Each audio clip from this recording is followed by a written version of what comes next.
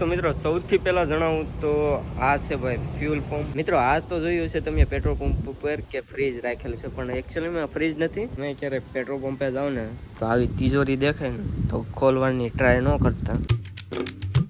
Hello નમસ્કાર YouTube family, તો હું છું તમારો પ્રિય કાનભા ને તમારું સ્વાગત છે કાનભા વ્લોગ્સની અંદર. તો આજે આપણે કરવાના છે પેટ્રોલ પંપની અંદર 12 કલાકનો ચેલેન્જ તો નથી કરવાનો, પણ વિડીયો ઉતારવાનો છે 12 કલાક સુધી. તો મજા આવશે, એક્સપિરિયન્સ કરીએ ને વિડીયો જોવાની તમને પણ મજા આવશે. તો ચાલો કન્ટિન્યુ. તો જોયું એમ મિત્રો કે આપણે આજે કરવાના છે 12 કલાક. આપણે અહીંયા એક દિવસ માટે જોબ કરવાના છે, એટલે કે આખો દિવસ આપણે અહીંયા પેટ્રોલ બધાને પૂરવાનું છે. આજથી 1 વર્ષ પહેલાં મેં અહીંયા જોબ કરેલી. તો આજે હું તમને જણાવીશ કે 2 વર્ષ સુધી મેં અહીંયા જોબ કરી, તો મેં શું એક્સપિરિયન્સ લીધો ને શું આમાં આવે, શું બધું આજે તમને ડિટેલમાં હું બતાવું. તો મિત્રો સૌથી પહેલાં જણાવું તો આ છે ભાઈ ફ્યુલ પંપ. તમે ઘણી વખત પેટ્રોલ પુરાવા કે ડીઝલ પુરાવા જાઓ તો આવી રીતનો પંપ હોય છે. તો એમાં શું આવે છે એ તમને જણાવું. ચાલો, તો સૌથી પહેલાં તો ભાઈ આ મીટર અમાઉન્ટનું છે. જ્યાં તમે અમાઉન્ટ જેટલું અમાઉન્ટના નાખ્યું હોય એ અહીંયા બતાવે કે કેટલા સુધી આપણે નાખ્યું. આ લીટરનું છે, અહીંયા લીટર બતાવે, અહીંયા ભાવ બતાવે.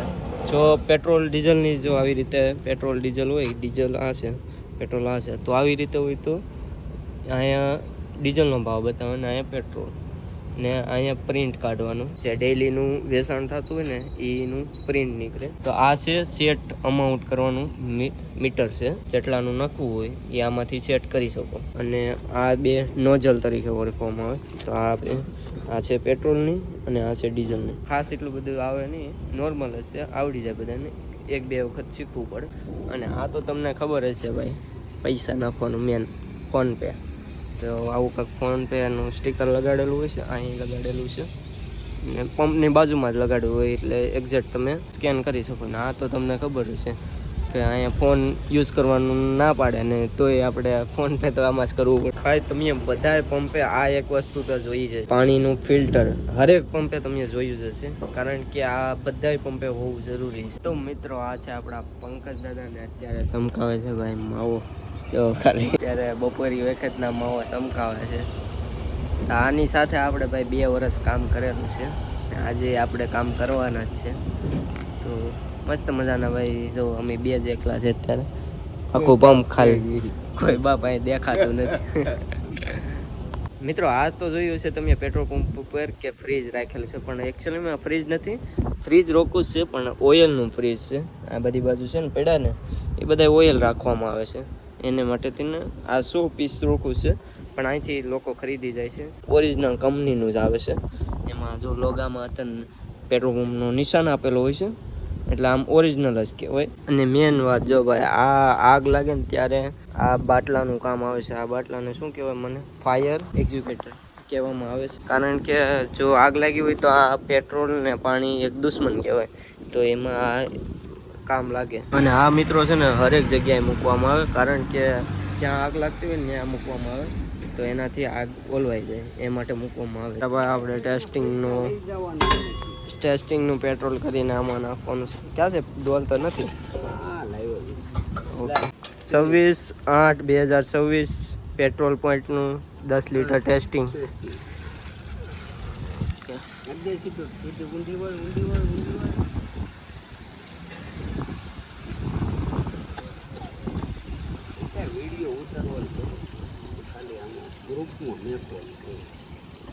એવું છે એમ, આપણે ઉતાર નાખીએ તો વાંધો.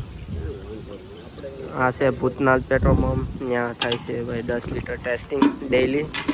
આજે 26/8/2024 રોજ 10 લીટર કરી નાખ્યું છે પેટ્રોલ. જો ભાઈ પંપમાં તો આવું રહેવાનું, કારણ કે ચોખ્ખું ત્યારે થાય જ્યારે દિવાળી આવે ને ત્યારે. બાકી કચરા પેટી તો આપેલી જ હોય છે. એક પંપે જો એક કચરા ટોપલી આપેલી હોય. હે, इसका ढाकना भी अलग है. टूट गया ढाकना.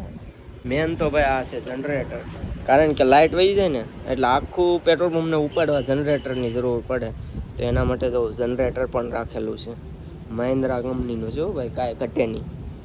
જો બાકી આખું મોટું બધું છે. આ ડીઝલથી હાલે. મેં ક્યારેક પેટ્રોલ પંપે જાઉં ને તો આવી તિજોરી દેખાય ને તો ખોલવાની ટ્રાય ન કરતા, કારણ કે જો આમાં શું પડ્યું હોય ભાઈ, મની છે ને આમાં જ પડી હોય આપણી.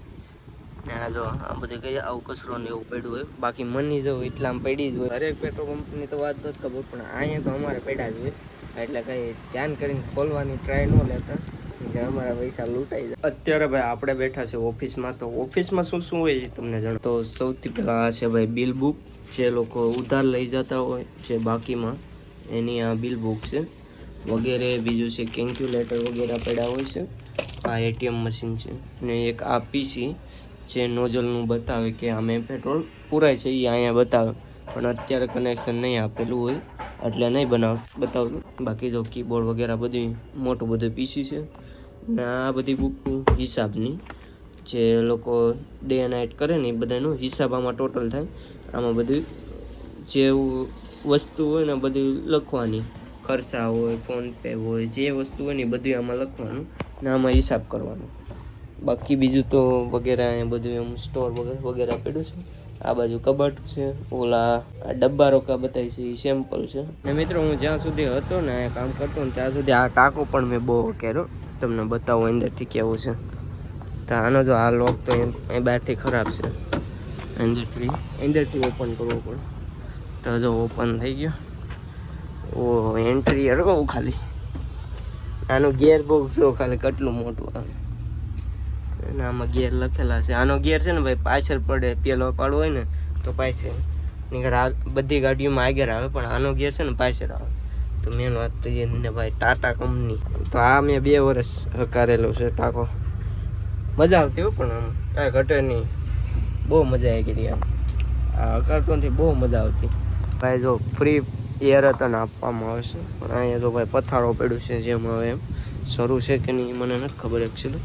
ને ભાઈ અહીંયા વજન વેબ્રિજ છે, જે વેબ્રિજ અહીંથી કંટ્રોલિંગ અહીંયા છે બધું એનું, પણ અમારા અંડરમાં જ આવતું. આમ ગણો ને તો અમારે 15 કલાકની નોકરી હતી નાઇટની શિફ્ટમાં.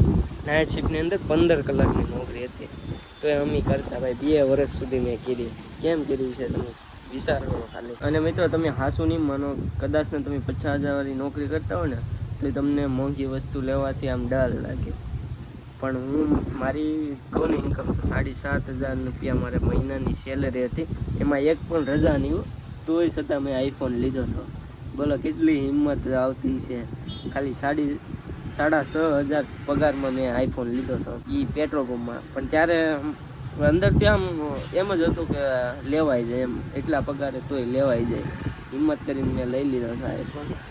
બાકી તો આપણા ખુદના પૈસા આઈફોન લીધેલો છે. અને ભાઈ નોકરી કરવાની ભાઈ અહીંયા જે મજા આવતી એને એટલે 15 કલાક અમે કરતા. બોલો 15 કલાક કરવી નહીં કાંઈ નાની માના ખ્યાલ નથી હો. અમને લાગતું 15 એટલે અહીંયા પોણો દિવસ તમારો અહીંયા અને થોડોક જ સમય તમે ક્યાં. તો ભાઈ લોકો આ છે ભાઈ મસ્ત મજાનું પાર્કિંગ. અહીંયા બધી ગાડીઓ પાર્કિંગ કરવામાં આવ્યું છે. અત્યારે જો થોડી ઘણી ગાડીઓ પડી છે પાર્કિંગમાં, બાકી તો અહીંયા એટલી ગાડીઓ પાર્કિંગ હોય જ. સામેની સાઈડ છે ને એ બધી પાર્કિંગ મોટી ગાડીઓ માટે છે, ટ્રક, બસ ને એવી ગાડીઓ માટે. જો ત્યાં પડીશ ને, આ બધી પડી હોય, આ બધી બાજુ પડી હોય. ઓલમોસ્ટ ભાઈ બધું જેટલું પેટ્રોલ પંપમાં આવે ને એ બધું તમને જણાવી દીધું.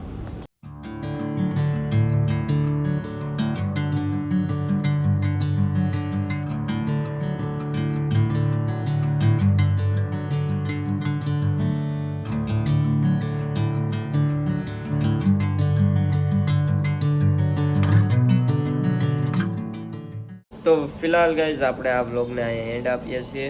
અને તમારે કંઈક ક્વેરી હોય કે પ્રશ્ન હોય કે પેટ્રોલ પંપ વિશે આ વસ્તુ જણાવો તો એ આપણે જરૂર જણાવશું બ્લોગમાં. આઈ હોપ કે આ વિડીયો તમને પસંદ આવ્યો હશે. પસંદ આવ્યો હોય તો લાઈક શેર સબસ્ક્રાઈબ કરી દેજો. બાકી મળતા રહીશું અવારનવાર બ્લોગ સાથે. Bye bye, take care.